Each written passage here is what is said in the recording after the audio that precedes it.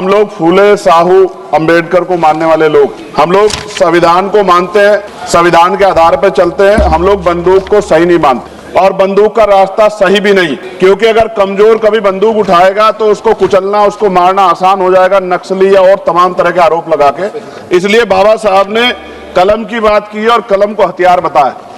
सभापति महोदय, मगर सवाल यह है कि 1947 में जब हम लोग आजाद हुए तो इस देश का जो वंचित वर्ग, SC ST OBC, जब 15 अगस्त को आजादी का सवेरा आ गया तो क्या जल जंगल जमीन में बंटवारा हुआ? उसको उसका हक अधिकार मिला।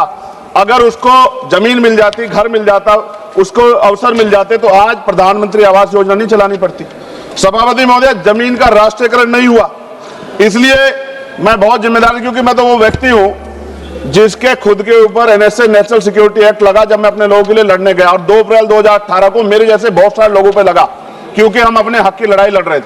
सवाल यह है, नक्सलियों के नाम पे क्या आदिवासियों की हत्या स्वीकार्य हो सकती है? हम लोग इसका विरोध करते हैं। हमारा स्टैंड है, हम नक्सलवाद के समर्थक नहीं है, लेकिन आदिवासियों को नक्सली कहकर उनकी हत्या नहीं होनी चाहिए।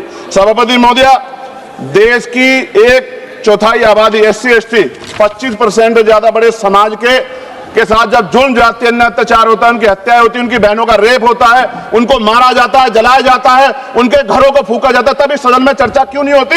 यह सदन क्यों नहीं सुनना चाहता? SC ST OBC के अन्याय के बाद क्यों नहीं सुनना चाहता? कितनी चर्चाएं होती है, आज हालात कितने सारे अलग अलग हैं, लेकिन चर्चा इतने बड़े 25% समाज पे क्यों नहीं होती?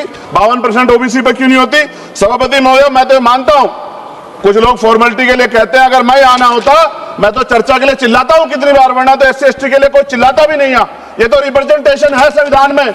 ये ना होता हमारे घरों में, हमारी गलियों में कोई वोट मांगने नहीं जाता।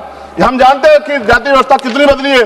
और एक हमारे सज्जन कह रहे थे कि जाति व्यवस्था की वजह से एक दलित ने छोड़ दिया नक्सलवाद को, लेकिन सवाल यह है, बाबा साहब अम्बेडकर ने भी धर्म छोड़ा था क्योंकि यहाँ जाति व्यवस्था खाई है, ऊंच नीच का भाव। सभापति महोदय, हमारे सम्मानित एक भाजपा के सांसद जवाब दे रहे थे बड़ी चिंता के साथ। सभापति, बहुत इंपॉर्टेंट है, आप सुनिए, बहुत इंपॉर्टेंट है ये।